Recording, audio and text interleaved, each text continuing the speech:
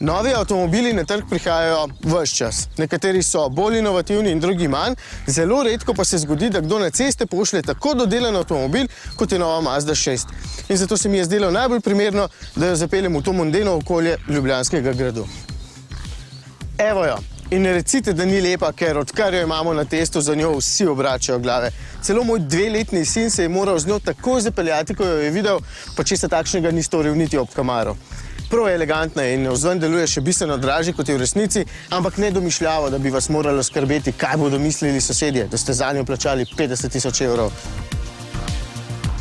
Morda sem takšno eleganco pričakoval tudi znotraj, pa je ni, ker je okolje dobesedno prekopirano iz Mazde CX-5. Še vedno je dobro, se pa vidi, da so notranjost izdelali z mislijo, da mora brez posebne obrabe zdržati vsaj nekaj 100 000 kilometrov. Ta stikala so precej robustna, čeprav kompletno notranjost sploh ne izgleda slabo. Vse skupaj je tudi uporabno, razen te navigacijske naprave, kjer bi ob potrebni pomoči prej izkrvavel kot pa našel bolnišnico. No in tudi ta digitalna ura kazi vse splošno odličen občutek. Prostora je pričakovano ogromno, so mi pa všeč še tile vrhunski sedeži.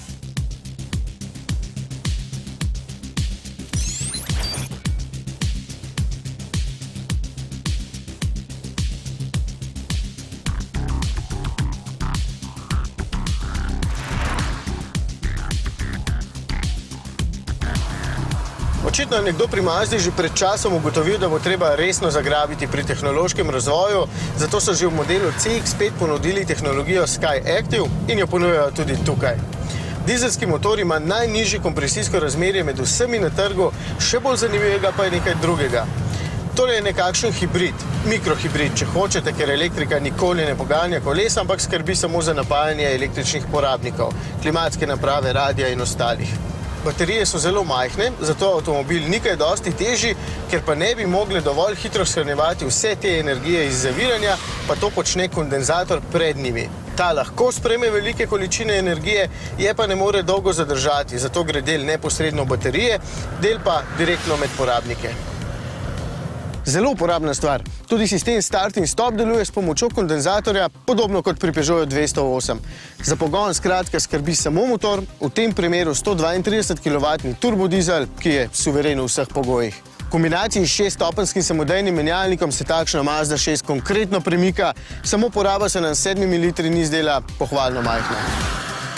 Podvozje je vrhunsko, ker Mazda to pač obvlada in kljub 19-palčnim pneumatikam sploh ni pretrdo. Morda je le na slabih cestah malce glasno. Drugače pa je dovolj udobno in super suvereno v poglavju dinamičnih lastnosti. Mazde se itak vedno dobro peljejo in tudi to novinko je prav prijetno hitro zapeljati. Skratka, to je odličen primer za poduk ostalim proizvajalcem. Tako se naredi nov avtomobil. Da je eleganten, prostoren, se super pelje in je tehnično napreden. Pa še posebej drag ne. Takšna šestica s samodejnim menjalnikom, zmogljivim dizlom v nosu in najbogatejšim paketom opreme Revolution stane 35 000 evrov.